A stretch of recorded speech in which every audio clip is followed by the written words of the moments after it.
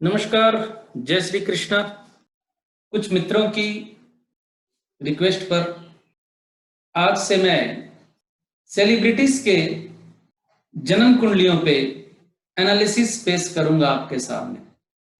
कुछ मोटी मोटी बातें आपको मैं बताऊंगा कि ये बंदे इतने प्रसिद्ध क्यों हैं, इनके पास इतना धन कैसे है।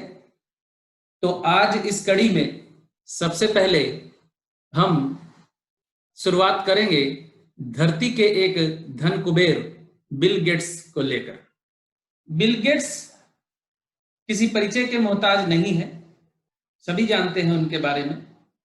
तो कैसे है उनके पास धन, क्यों है इतना नाम, ये जानने का विषय है आपके लिए। तो बिल गेट्स की कुंडली मिथुन लग्न की कुंडली है और मीन राशि की कुंडली है।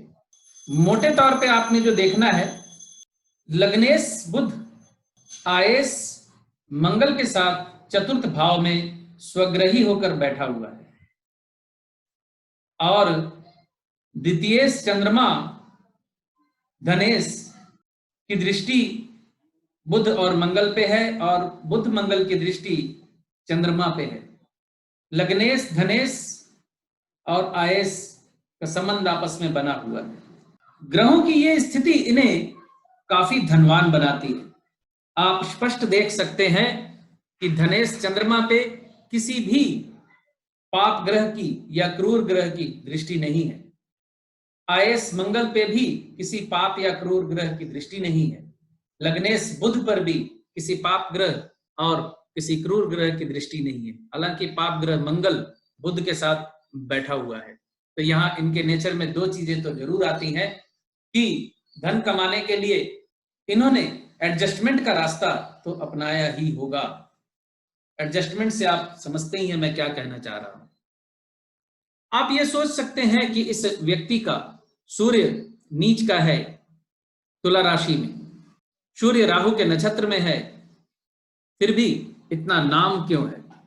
आप ध्यान से अगर सुनेंगे, कानाफूसी अगर सुनेंगे, तो नाम के साथ साथ इनके बारे में काफी और भी बातें चलती हैं। लेकिन फिर भी थोड़ा डीपली अगर देखें तो मिथुन लग्न की कुंडली में सूर्य अकारक ग्रह होता है, यानी मिथुन लग्न के लिए सूर्य फेवरेबल ग्रह नहीं होता उतना। तो एक अकारक ग्रह का डेबिलिटेट हो जाना, नीच हो जाना, कमजोर हो जाना कुंडली को मजबूती प्रदान कर देता है। और नाम की जहां तक बात है, प्रसिद्धि की जहां तक बात है, चंद्रमा का दशम में बैठा होना भी काफी है इस मामले में। बृहस्पति दशमेश मित्र ग्रह में बैठा हुआ है और दशम भाव से ही बेसिकली प्रसिद्धि का विवेचन किया जाता है। बृहस्पति केतु के नक्षत्र में है, इसलिए डोनेशन भी ये बहुत करते हैं।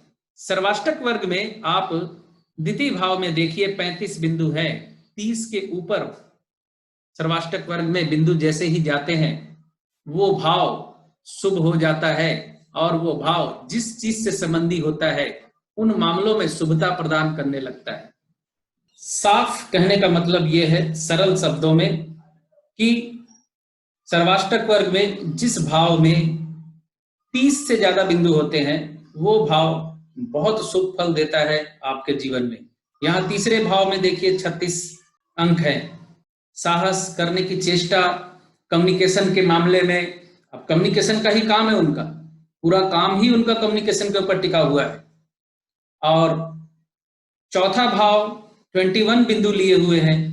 तो निश्चित तौर पे इतने पैसे वाले व्यक्ति का घर तो होगा ही, मकान तो होगा ही, बंगला भी होगा, लेकिन कहीं ना कहीं ग्रह सुख की हानि इंडिकेट करती है। और पंचम भाव में 19 अंक प्रेम संबंधों में कहीं कमी और एजुकेशन की कमी को इंडिकेट करती है। और आप सभी जानते हैं बिल गेट्स बहुत ज्यादा पढ़े लिखे नहीं थे। चलिए एक चीज और दिखाता हूं, षडबल में देखिए, ये आपके सीखने के लिए है। षडबल में 1 2 3 4 5 6 7 7 ग्रहों में 4 ग्रहों के षडबल मजबूत है, यानी इष्टफल और कष्टफल। तो इष्टफल 4 ग्रहों का ज्यादा है, 1 2 3 4।